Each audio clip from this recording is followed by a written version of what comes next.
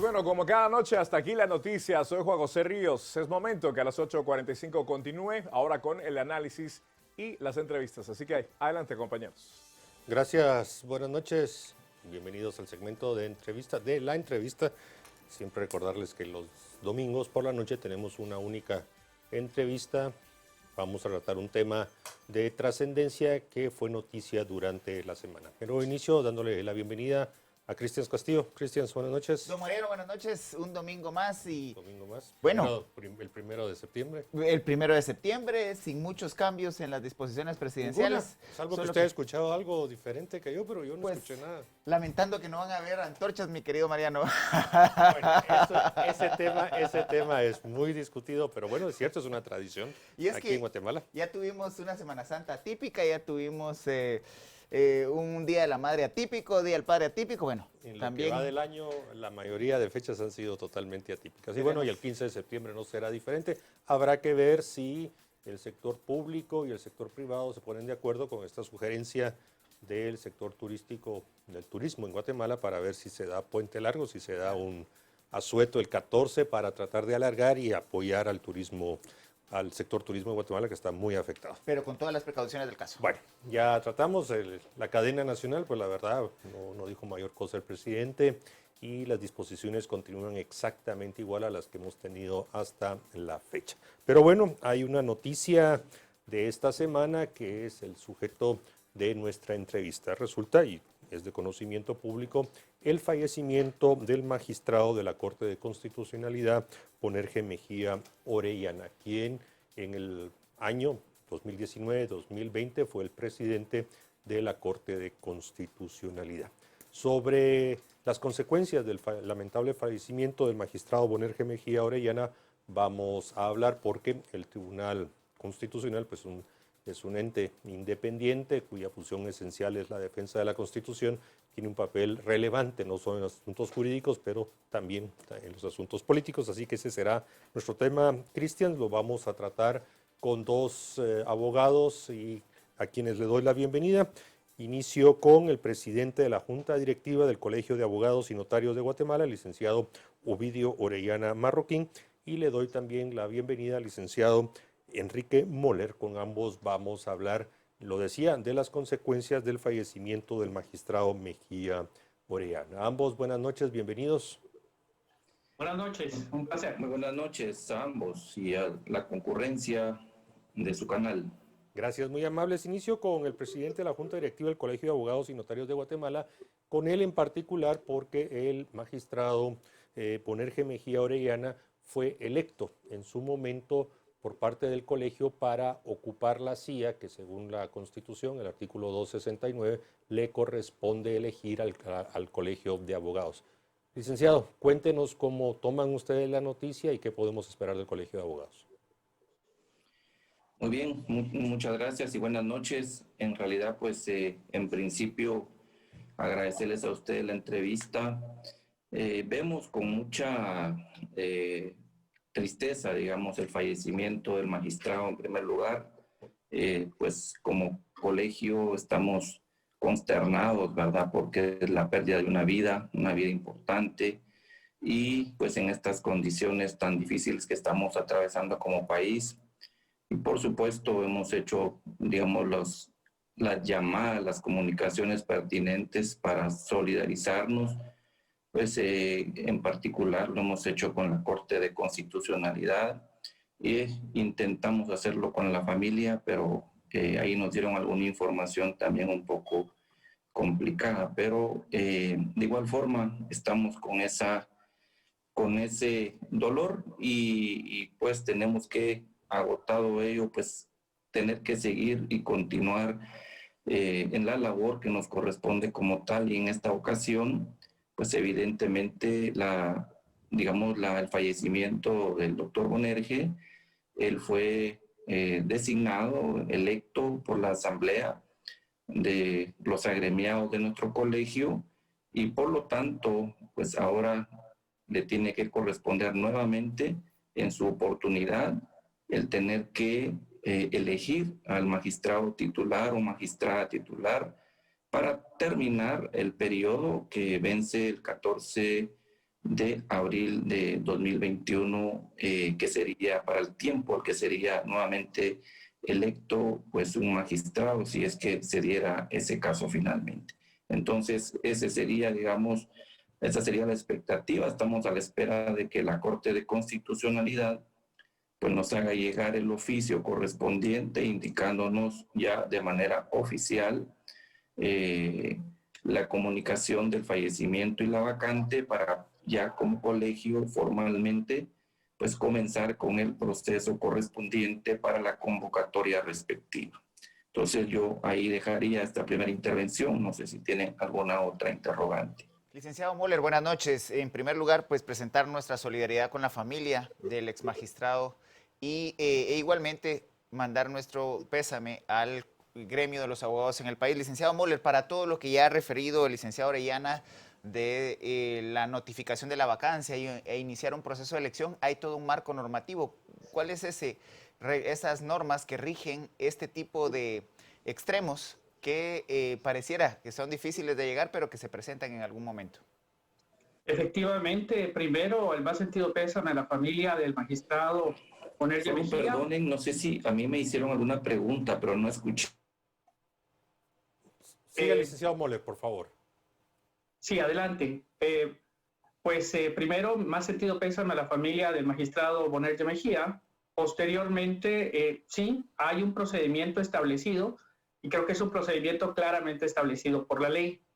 Primero, hablar de cuáles son los antecedentes. Recordemos que la Corte de Constitucionalidad es un órgano pues, colegiado, es una corte, en donde se elige un magistrado por parte de la Corte Suprema de Justicia, otro por el Congreso de la República, otro por el presidente de la República en Consejo de Ministros, otro por el Consejo Superior Universitario y otro por la Asamblea del Colegio de Abogados por mayoría de votos.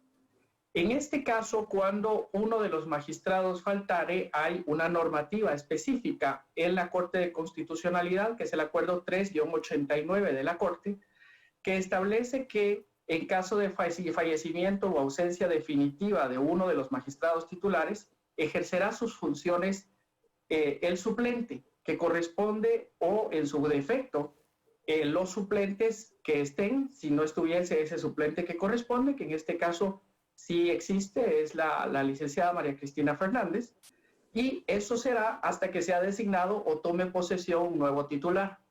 ¿Cuál es el procedimiento de designación de este nuevo titular?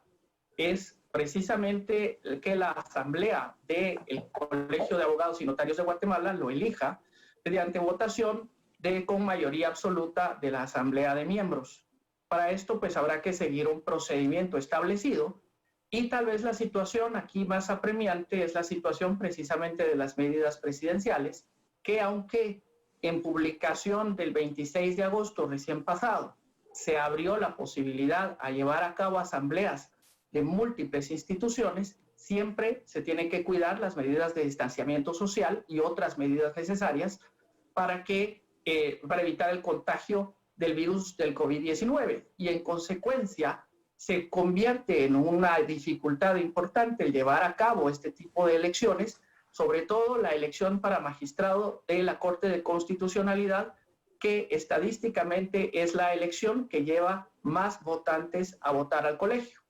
Y es mi entendimiento que el colegio no está preparado en sus reglamentos para poder llevar a cabo asambleas virtuales o votación de algún tipo, y además la ley claramente establece que el voto debe ser secreto. Por lo tanto, se esperaría una asamblea presencial por las dificultades que tenga la logística que pueda llevarse a cabo.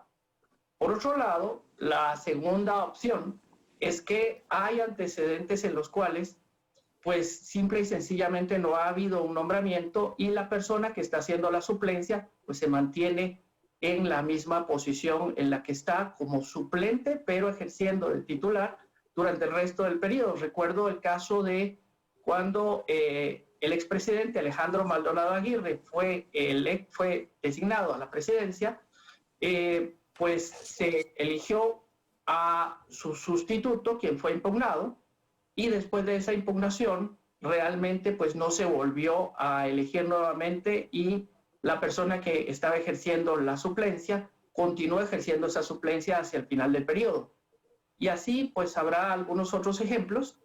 Será cuestión del Colegio de Abogados el organizar esta elección y la logística. Mientras tanto, será la magistrada María Cristina Fernández quien tome posesión en este momento como suplente en ejercicio de titular. Gracias, licenciado Moller. Licenciado Orellana, hay un tema aquí que es importante que usted nos aclare. Ese acuerdo interno 389 establece que el procedimiento en su artículo 3 indica que la Corte de Constitucionalidad informará a la entidad designadora, en este caso el Colegio de Abogados. Usted ya nos dijo que todavía no ha sucedido ese hecho, pero en otra normativa se indica que ustedes tienen 15 días para realizar la convocatoria a esa asamblea. ¿Nos puede usted, por favor, aclarar más o menos los tiempos y cómo estaría la preparación de la logística ante esas observaciones del licenciado Müller?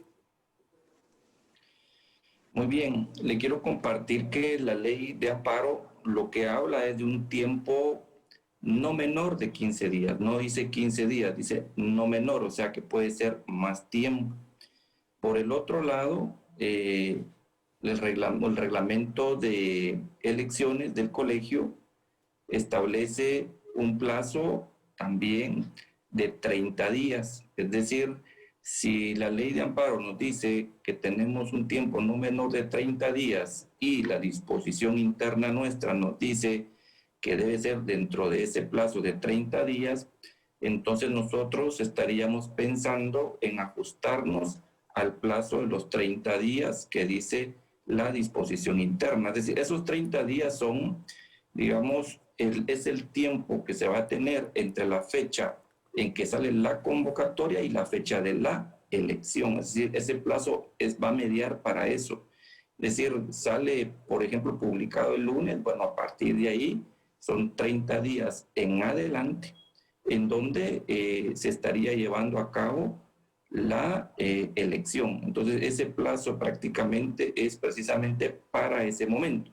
Nosotros ahorita no tenemos un plazo obligatorio previo, sino que ese plazo que tenemos es únicamente para ese evento. De manera tal que lo que nosotros vamos a analizar en junta directiva, a partir de que se reciba la nota oficial de la Corte, pues tenemos que pensar en la posibilidad de la convocatoria, tenemos que pensar en el protocolo que se debería de seguir para tal evento electoral por el tema de la pandemia y ajustarnos al plazo ya mencionado para que pueda, digamos, realizarse esa elección.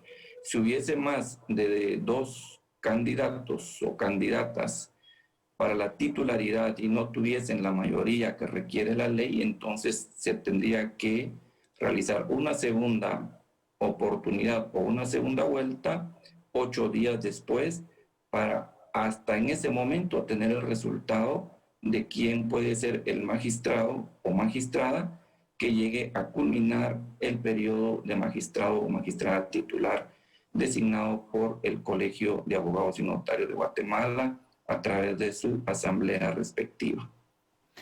Licenciado Müller, el licenciado Orellana ha hecho ya la referencia del proceso electoral que se debe seguir. No obstante, esos 30 días que ha referido el licenciado Orellana entran dentro del actual estado de calamidad. Es decir, el estado de calamidad empezó a regir el día de ayer y tendrá una duración hasta el próximo 5 de octubre. La mayoría del plazo que ha referido el licenciado Orellana caerá dentro de las disposiciones que rigen en un estado de calamidad.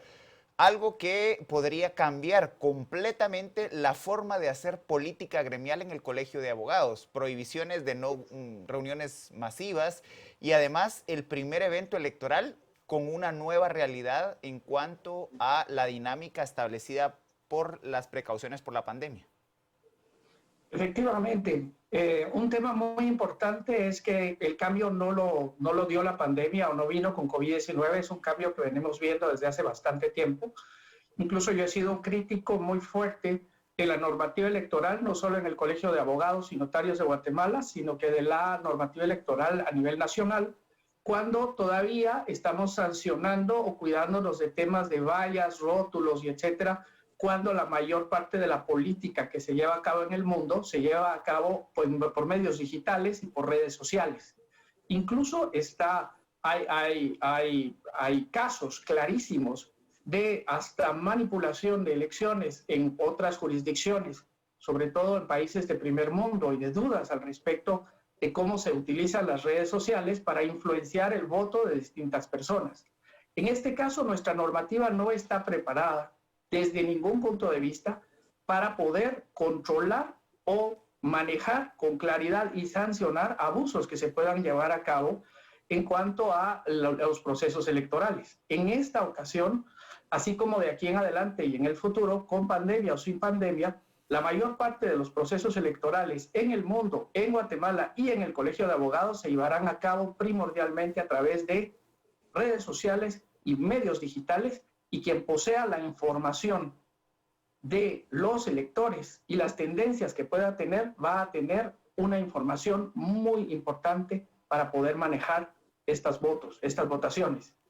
Otro tema es la logística de la elección propiamente. Como indiqué, nuestros reglamentos electorales no están preparados para una elección que pueda ser virtual o tenga alguna modalidad que no requiera presencialidad. Y es más, la ley nos obliga a que el voto sea secreto, y en las plataformas distintas que nos permiten llevar a cabo asambleas y etcétera en forma remota, no están preparadas tampoco para permitir que el voto sea absolutamente secreto. Siempre hay alguien que maneja la plataforma que podría identificar quién votó por qué. Siguiendo el tema que nos ocupa, mi preocupación primordial aquí no es coyuntural, es constante, y es en cuanto a los reglamentos electorales y es en cuanto a la logística que vamos a tener en la elección. Creo que todos los abogados, no solo la junta directiva del colegio, ni los órganos directivos del colegio, sino todos los abogados vamos a tener que ser un ejemplo de orden, disciplina y cultura para seguir las instrucciones que nos pueda dar la junta directiva, que las esperamos realmente sean instrucciones claras, precisas y que nos permitan cumplir con nuestra obligación ciudadana en una forma en la cual no nos ponga en riesgo a todos. Licenciado Möller, usted ha insistido bastante en este tema, en el que el colegio no está preparado para posiblemente llevar en estas condiciones que tenemos en el país una elección para un nuevo miembro titular en la Corte de Constitucionalidad.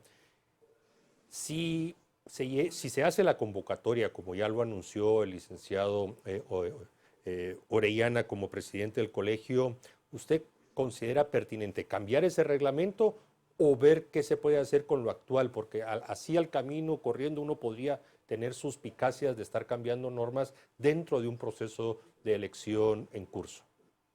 La verdad es que no es posible cambiar los reglamentos por las disposiciones que se necesitan para hacer esas modificaciones.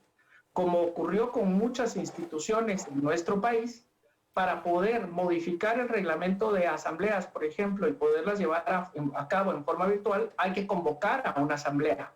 Y entonces se está en un círculo vicioso en el cual para poder provocar el cambio hay que llevar a cabo todavía una asamblea presencial.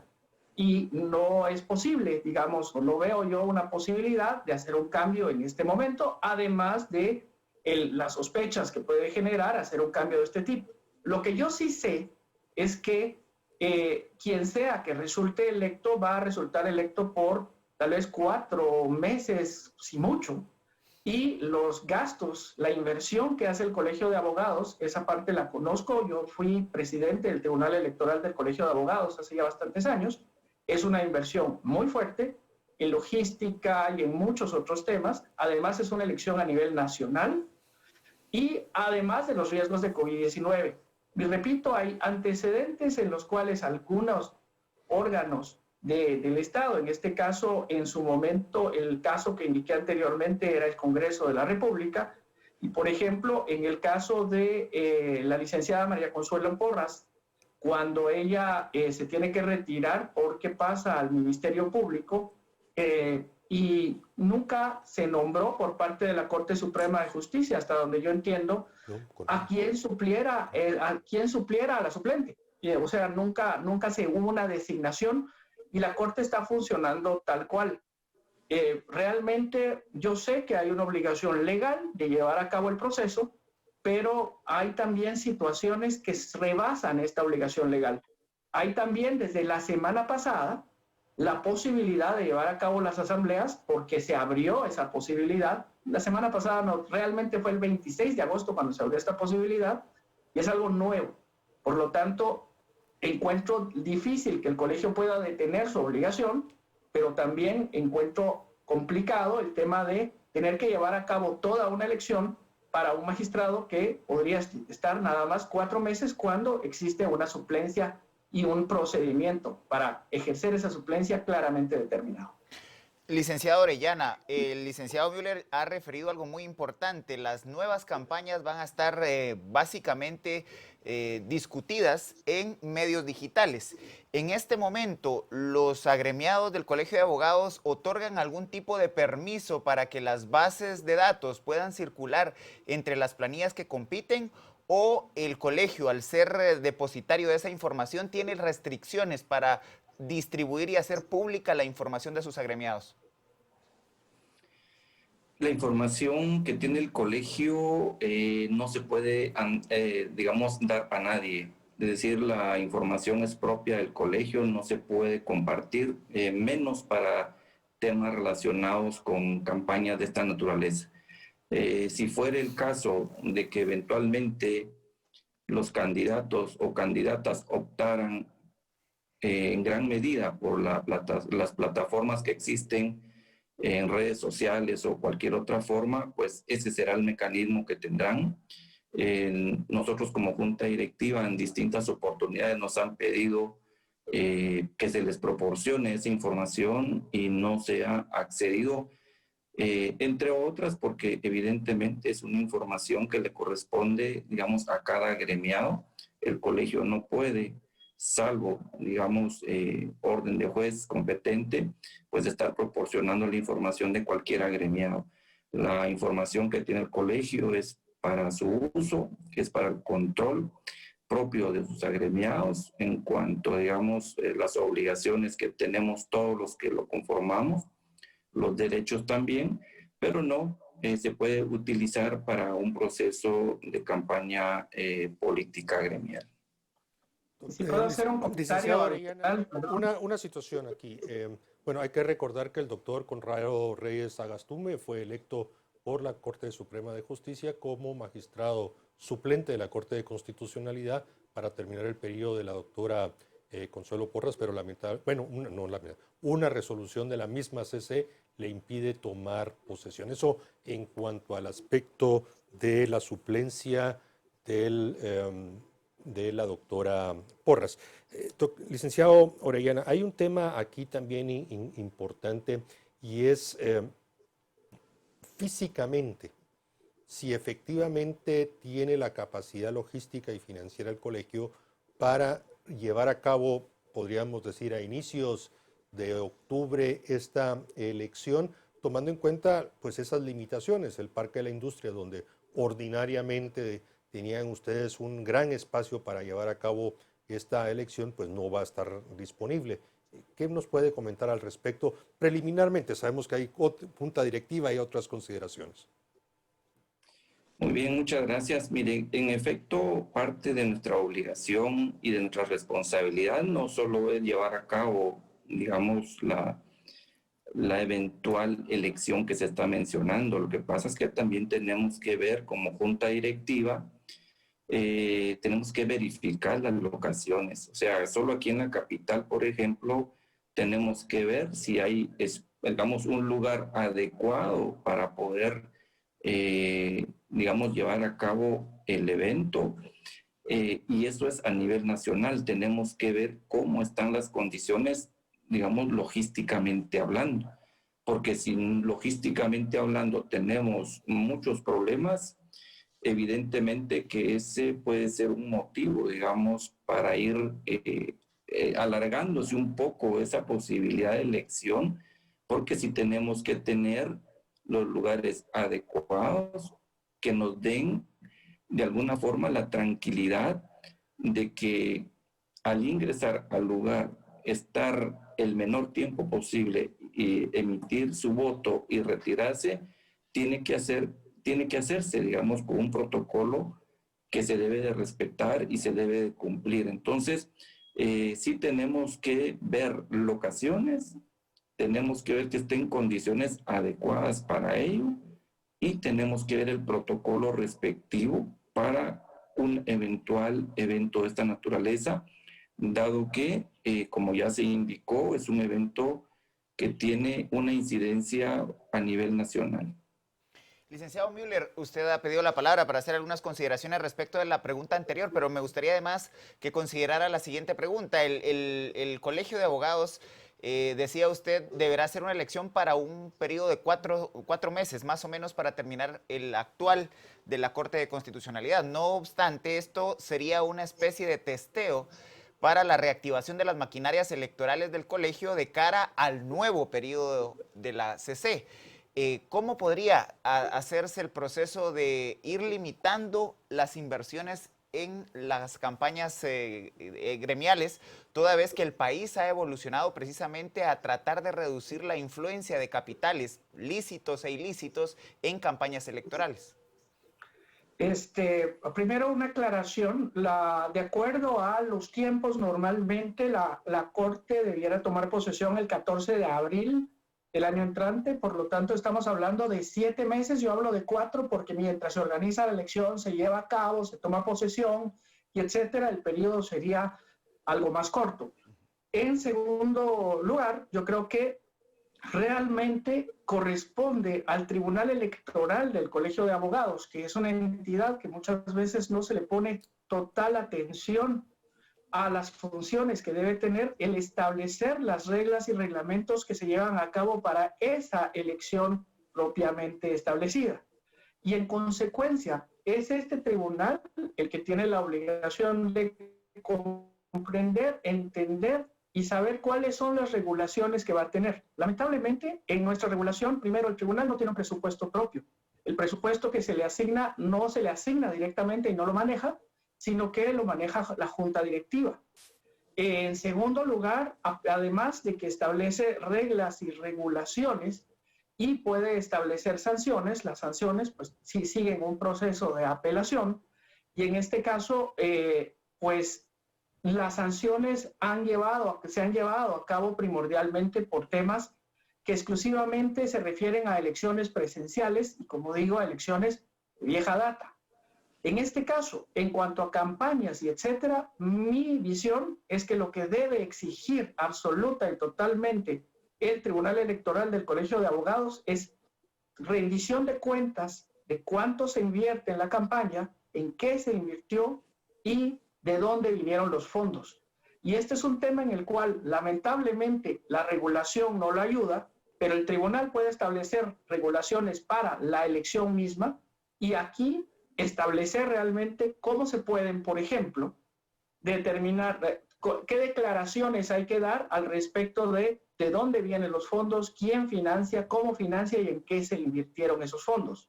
No estoy diciendo que no sean susceptibles de ser manipulada esa información, pero a partir de la información oficial se traspola hacia qué es lo que ocurrió y entonces se va a la realidad de la elección misma y se podrían eventualmente hacer denuncias. Pero si no se parte de una información primaria, no se pueden hacer denuncias porque finalmente no existe esa base de datos o que podría establecerse para decir hasta dónde se llegó o qué fue lo que se declaró en este tipo de campañas, que realmente se han convertido en campañas casi, repito, paralelas a las campañas electorales a nivel nacional no gremiales. Licenciado Müller, la Constitución y la Ley de Amparo son clarísimas en la forma como está redactado el artículo de la integración. Dice claramente la Corte de Constitucionalidad se integra. No es se integrará, estará integrada, es se integra. Es una forma muy taxativa por 5 magistrados titulares y sus suplentes. En alguna de las respuestas, y por favor yo necesito que amplíe, usted dejó de entrever de que, bueno, si ya en el pasado no se eligió al suplente de Alejandro Maldonado Aguirre, si actualmente Conrado Reyes no puede o no lo dejan tomar posesión, bueno, que suba la magistrada suplente María Cristina Fernández y que termine el periodo como titular, a pesar que el mismo acuerdo que usted citó, el 389, dice claramente que debe de llevarse, tiene que llevarse la elección. A su criterio, para la institucionalidad y el famoso término de certeza jurídica, hay que integrar la Corte completa, con sus 5 titulares y sus 5 suplentes, y no dejar abiertos esos espacios. ¿Cómo lo ve usted? Absolutamente de acuerdo con usted. Mi referencia a que ha habido casos en los cuales la Corte ha permanecido sin elegir un titular, se estaba refiriendo precisamente a que la institucionalidad no se pierde ante el fallecimiento de un magistrado. Si la Corte continúa y puede continuar operando en el ínterin, mientras se nombra o se elige, en este caso para el Colegio de Abogados, no se designa, se elige a el nuevo magistrado para la Corte de Constitucionalidad. Definitivamente para la institucionalidad es indispensable llevar a cabo la elección, más ahora que, repito, desde el 26 se pueden llevar a cabo este tipo de asambleas porque las disposiciones presidenciales pusieron esta excepción y por lo tanto ya es posible llevarlas a cabo. Si hubiésemos estado en el periodo en el cual todavía teníamos las disposiciones presidenciales, pues habría entonces que hacer la evaluación al respecto de si podíamos llevarlo a cabo o no y si había la institucionalidad necesaria dentro de la Corte para poder seguir resolviendo. Definitivamente la Corte puede seguir resolviendo, a eso me refería, pero la elección debe llevarse a cabo. Ahora, licenciado Orellana, teniendo en las manos el Colegio de Abogados y Notarios una de las elecciones más importantes, puesto que estamos ante la integración de la Corte de Constitucionalidad, ¿cómo evitar caer en las famosas acciones de impugnación que dentro de elecciones del Colegio de Abogados han sido la recurrencia en los últimos procesos electorales? Sí, fíjese que le quiero compartir de que de conformidad con la ley, de los 5 órganos que, digamos, de los cuales hay elección o designación para la Corte de Constitucionalidad, únicamente en el caso del Consejo Superior Universitario y del colegio, la propia ley abre la posibilidad, digamos, de un atraso, incluso ya sea en el proceso propiamente electoral o incluso impugnar la propia elección. Y mientras eso suceda, digamos, y no esté firme la elección, el abogado que haya resultado electo, pues no puede tomar posesión. Y ante esa eventualidad, pues ya no serán 4 meses los que va a ir a estar dentro de la Corte, sino que tal vez nunca llegue. Y si llega, llegará de un día para el otro, pero los tiempos están tan precarios porque en realidad solo faltan 7 meses y 14 días para que la Corte, digamos, entregue a los nuevos magistrados, y sí se da la posibilidad de impugnar distintas etapas del proceso o bien la propia elección. Y mientras eso suceda, no puede tomar posesión el magistrado que eventualmente pudiese resultar electo en asamblea. Sí se puede dar esa situación. Licenciado Müller, ya el presidente del colegio ha sido claro en este aspecto. Efectivamente, la norma legal establece que en el caso de la Universidad de San Carlos y del colegio, pues queda abierta la posibilidad de acciones legales en contra de las nominaciones o de las elecciones. Pero yo quisiera ya ver un escenario, si las cosas se mantienen como están en este momento, sin nueva elección estaríamos hablando de 5 titulares y 3 suplentes, recordando que al doctor Conrado Reyes no le permiten tomar posesión, no se llevaría a cabo una posible elección de un nuevo titular por parte del colegio, y ustedes mejor que yo saben, hay algunos temas que tienen que tratarse con 7 magistrados, 5 titulares y después hay elección de los suplentes, pero estamos viendo casos donde hay conflicto de interés, donde en algún momento ya se pronunciaron y empieza esa situación donde no hay suficientes suplentes para cubrir temas que aparenten y que vienen. Sabemos que el tema de la situación tensa entre la Corte Suprema y la Corte de Constitucionalidad, los antejuicios, Congreso, en fin, todo ese panorama que ustedes conocen bien. ¿Cómo vería usted que nos arriesguemos como país a seguir debilitando la institucionalidad sin permitirle al doctor Reyes tomar posesión y no llevar a cabo la elección de un titular nuevo del Colegio de Abogados? La verdad es que yo creo que lo más importante para la institucionalidad es respetar los procedimientos que se puedan llevar a cabo. Primero, si existe una resolución válida y vinculante que impide a una persona tomar posesión, lo más importante es que con celeridad se resuelva la situación. Tenemos situaciones en las que, primero, una resolución de ese nivel de urgencia que debe tomarse rápidamente toma meses y a veces años. El problema no es tener la posibilidad de impugnar la elección, ese es un derecho. El problema no es tampoco tener que ir a un tribunal a seguir el procedimiento. El problema son los tiempos, los plazos, la mora judicial. ¿Cuánto tiempo toma resolver una situación? El problema, por ejemplo, de los amparos no son los amparos mismos. Para eso existe el amparo provisional, para poder decir si voy a detener o no una situación. Pero en nuestros tribunales, incluso sin amparo provisional, los procesos se detienen inexplicablemente. Nuestro problema es de la falta de certeza jurídica, la provoca la falta de celeridad del sistema, no la posibilidad de poder impugnar, porque eso es un derecho. Ahora, licenciado Orellana, ya el licenciado Müller ha planteado el derecho de las impugnaciones. No obstante, la tendencia en los últimos años ha sido a una excesiva politización de la justicia y a la inversa, una judicialización de la política. En ese sentido, ¿hay algún mecanismo que evite el litigio malicioso tratando de abusar de ese derecho que ha referido el licenciado Müller de las impugnaciones? Bueno, mire, legalmente hablando, si hablamos lo que está establecido constitucional y legalmente, pues los abogados debemos de regirnos precisamente por la normativa existente. Eso nos permite de alguna forma poder proceder con ética, poder proceder de buena fe, poder realizar las acciones y las impugnaciones que corresponden siempre dentro del marco que corresponde legalmente hablando. Las limitaciones que puedan existir, digamos, por parte de los órganos judiciales o en particular constitucionales, si hables específicamente en materia constitucional por la Corte de Constitucionalidad, pues ha sido un tema que la Corte ha tratado de ir delimitando y a su vez limitando.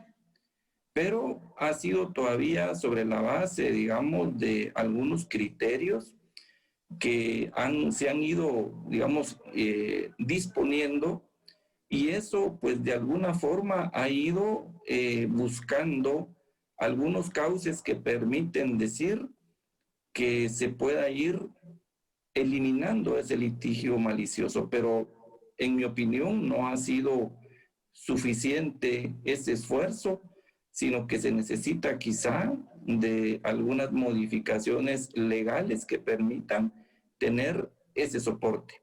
Recordémonos que en materia constitucional hay tanto en la Constitución como en la Ley de Amparo, pues se le da a las garantías constitucionales, en particular al amparo, esa posibilidad de accionar legalmente contra cualquier disposición de cualquier naturaleza, cuando está dentro de sus disposiciones dice que no hay ámbito que no sea susceptible de amparo.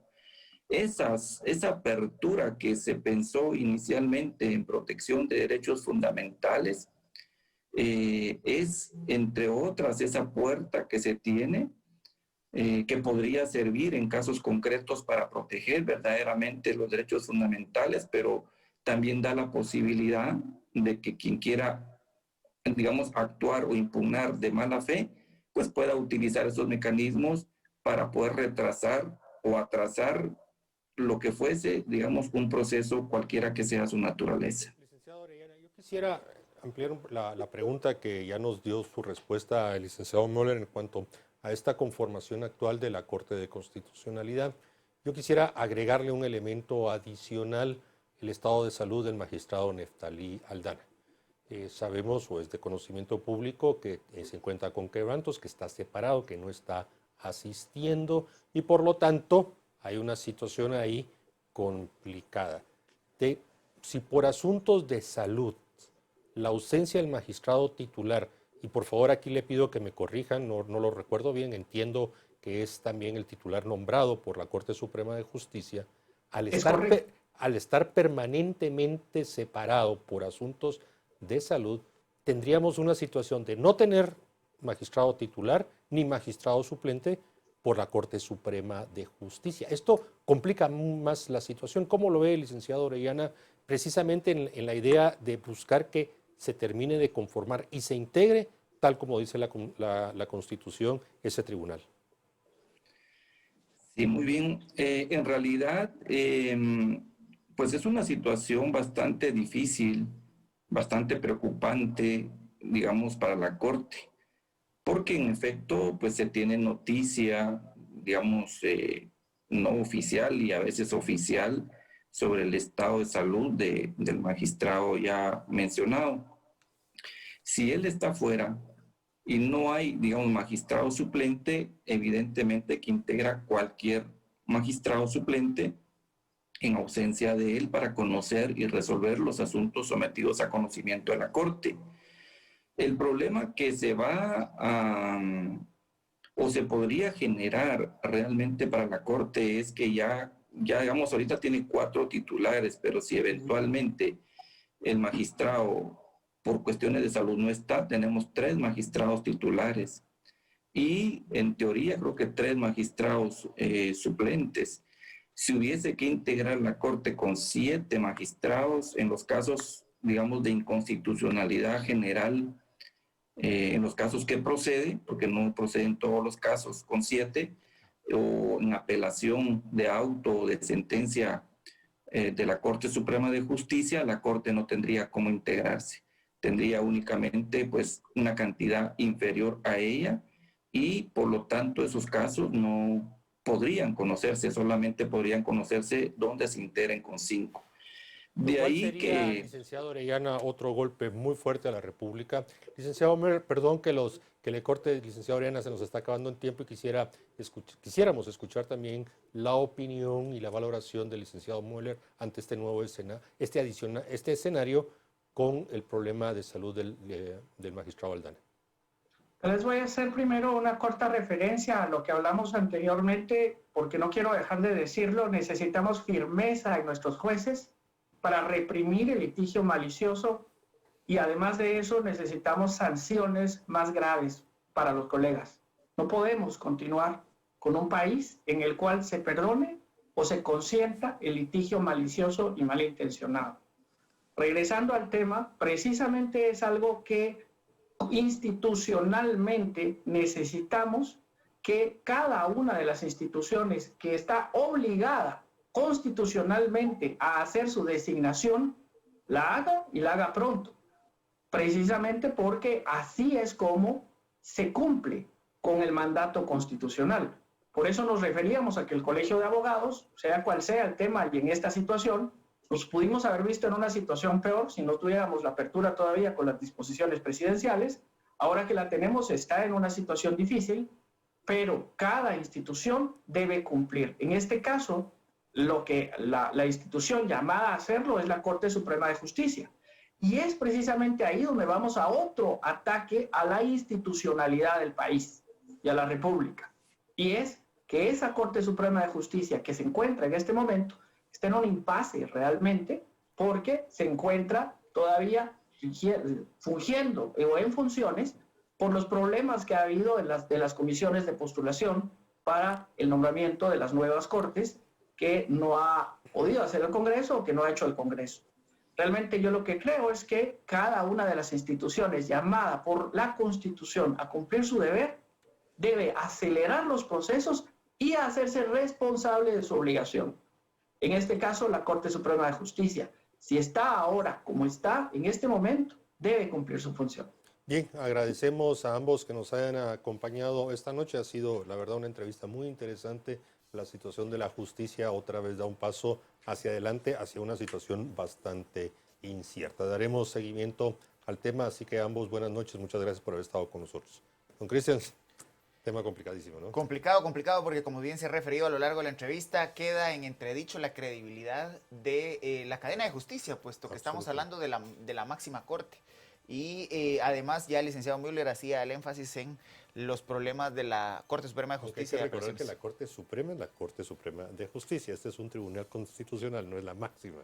Es un tribunal constitucional. Pero bueno, al respecto podemos discutir. A ustedes les agradecemos mucho que nos hayan acompañado esta noche. Los invitamos a que continúen con nosotros aquí en Canal Antigua y a partir de mañana, lunes, todas las noches, con Cristians, con Carmina, con Mario, con Marinés en las entrevistas de las 8:45. Buenas noches.